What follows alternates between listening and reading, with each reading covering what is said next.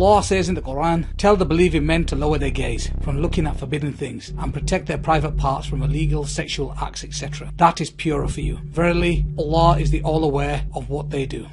Pornography, a threat to society. The staggering size of the pornography industry, its influence upon the media and the acceleration of technology, paired with the accessibility, anonymity and affordability of porn, all contribute to its increasing impact. A wave of porn plague sweeps throughout the world, affecting people from all walks of life, creating havoc to almost everyone who sees it, with over 75 million porn addicts worldwide and growing fast. It has also reached the Muslim world. Porn addiction has destroyed families and societies. Not only is porn addiction a health issue, new research shows that porn has a devastating effect on the brain.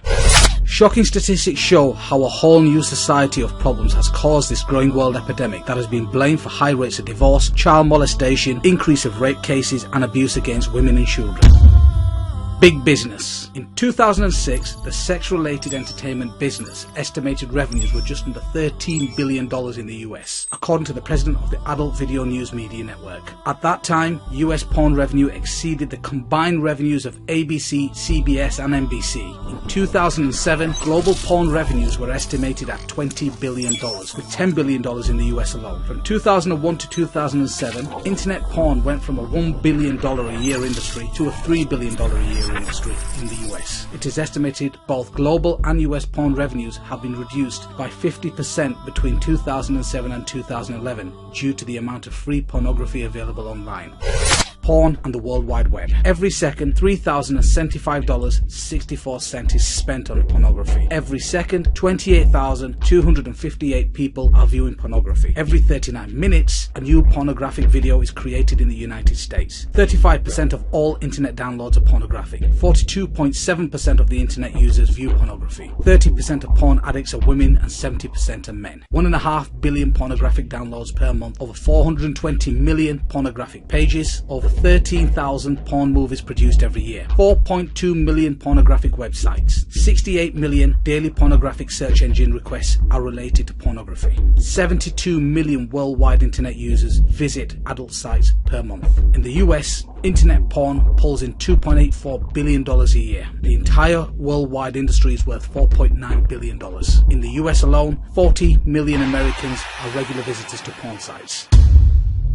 Social scientists, clinical psychologists and biologists have begun to clarify some of the social and psychological effects, and neurologists are beginning to delineate the biological mechanisms through which pornography produces its powerful negative effects.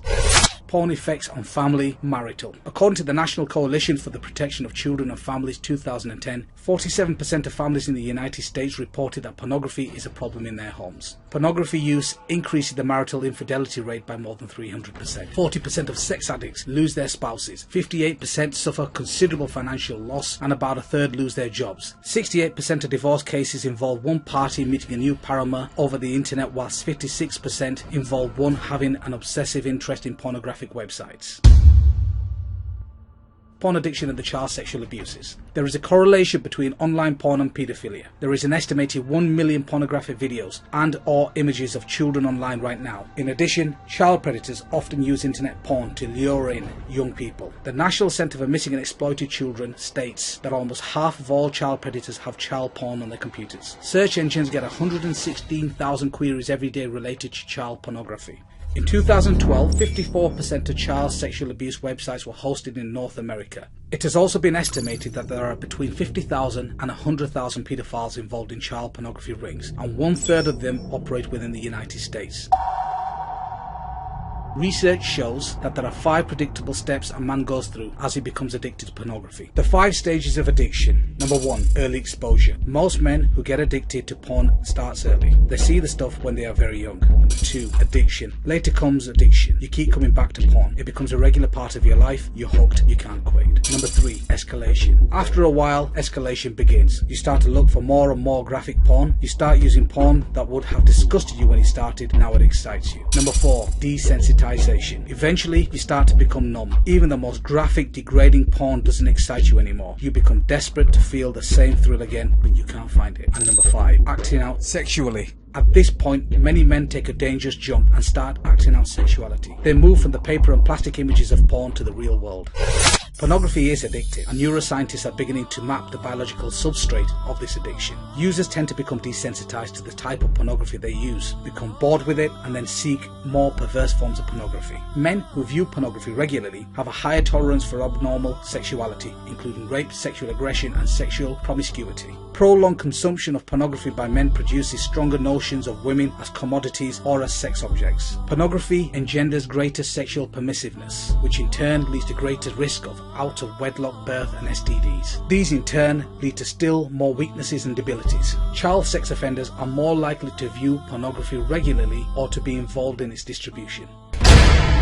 Porn is like a drug. On the surface, cocaine and porn don't seem to have a lot in common, but studies are showing that viewing pornography tricks your brain into releasing the same pleasure chemicals that drugs do. What's more is your brain actually begins to rewire itself of this artificial stimulation.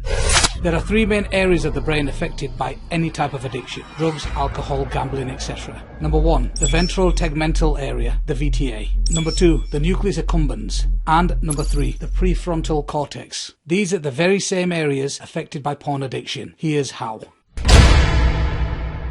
Deep inside your brain there are some things called reward pathways. The reward pathway's job is to help you keep alive by doing exactly what its name promises: rewards you, or more specifically, rewards you when you do something that promotes life, such as eating food or achieving something you've worked hard for. And the way it rewards you is by releasing chemicals in your brain, many call dopamine, but others also call oxytocins. Normally, these chemicals are really handy. They help us feel pleasure and bond with other people, and they motivate us to come back to important activities that make us happy. The problem is, the reward pathway can be hijacked. The way substances like cocaine and opioids make users feel high is by triggering the reward pathway to release high levels of dopamine without making the user do any of the work to earn it. Want to know what else does that? Porn. And that surge of dopamine is causing more than just feelings. As it goes pulsing through the brain, dopamine helps to create the new brain pathways that essentially lead to users back to the behavior that triggered the chemical release. The more a drug user hits up or a porn user looks at porn, the more these pathways get widened to the brain, making it easier and easier for the person to turn back to using, whether they want it or not. Over time, the constant overload of chemicals causes the brain changes as well. Just like a junkie will eventually require more and more of the drug to get the buzz, or even just feel normal. Porn users can quickly build up a tolerance as their brain adapts to the high levels of dopamine that porn releases. In other words, even though porn is still releasing dopamine into the brain, the user can't feel its effect as much. That's because the brain is trying to protect itself from getting an overload of dopamine by trying to get rid of some of its chemical receptors, which act like tiny catcher mitts that receive the dopamine released. With fewer receptors, the brain thinks less dopamine is there, and the users don't feel a stronger reaction. As a result, many porn users have to find more porn, find it more often, or even find more extreme versions, or all of three, to generate even more dopamine to feel excited. And once the porn user becomes accustomed to the brain pulsing with these chemicals, trying to cut back on the habit can lead to withdrawal symptoms, just like with drugs.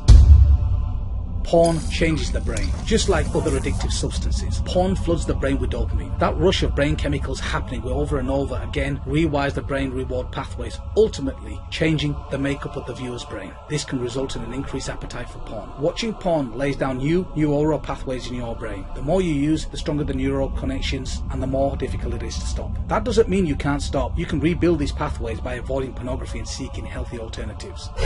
Porn is addictive. It wasn't very long ago that doctors and researchers believed that in order for someone to be addictive, it had to involve an outside substance that you can physically put into your body, like cigarettes, alcohol, or drugs. Porn can be addictive because the level of neurochemicals released into the reward pathways. A tolerance can be built to porn, and you could be needing more and more of it in more extreme forms.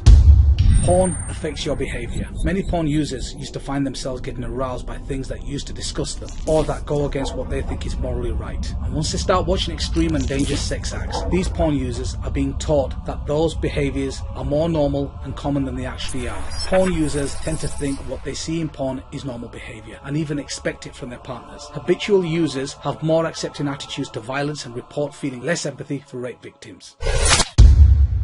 Compulsive porn users craved porn but did not have higher sexual desires than controls. This finding aligns perfectly with the current model of addiction and refutes the theory that higher sexual desire causes compulsive porn use. Drug addicts are thought to be driven to seek their drug because they want rather than enjoy it. This abnormal process is known as incentive motivation. This is a hallmark of addiction disorders. This is just a dip in the ocean from the devastating effects of porn.